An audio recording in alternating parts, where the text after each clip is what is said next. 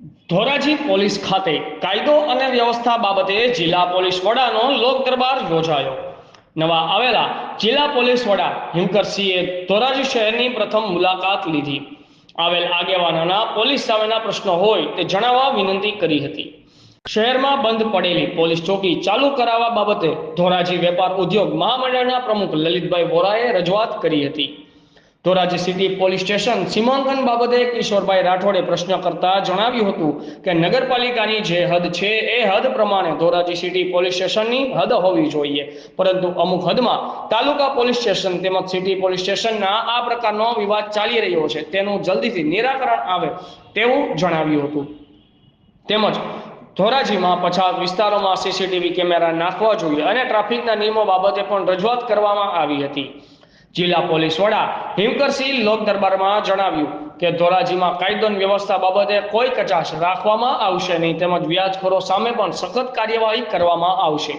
લોકોએ પણ હાલમાં સાયબર ફ્રોડ તેમજ મહિલાઓ બાબતની કોઈ પણ ફરિયાદ હોય તો વિના સંકોચે જણાવી અને વ્યસન મુક્તિની અભિયાન માટે ભલામણ કરી હતી. હાલમાં ધોરણ 10 અને 12ની પરીક્ષા આવી રહી છે, ત્યારે પોલીસ સઘન પોલીસ બંદોબસ્ત સાથે કોઈ હેરાન પરેશાન ન થાય તે બાબતે પણ ખાસ ધ્યાન રાખવામાં આવ્યું હતું.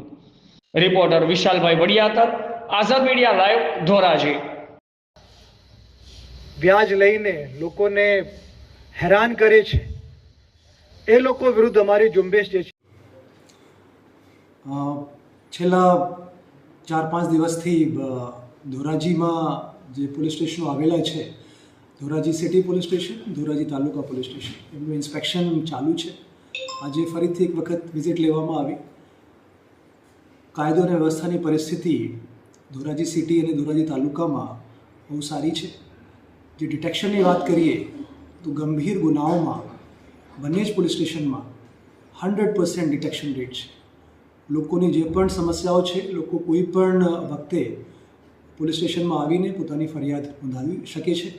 અમારી ફ્રી FIRની પોલિસી છે. કોઈની સાથે કંઈ પણ ખોટું થયું હોય તો આમાં નિર્ભીકપણે કોઈ પણ વ્યક્તિ પોલીસ સ્ટેશન આવીને પોતાની ફરિયાદ નોંધાવી શકે છે.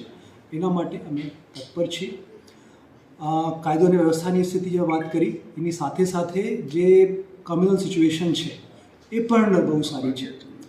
ટાઉનમાં કોઈ પણ સાંપ્રદાયિક તણાવ નથી અને લોકો એક સાથે મળીને પોતાના જીવન જીવી રહ્યા છે.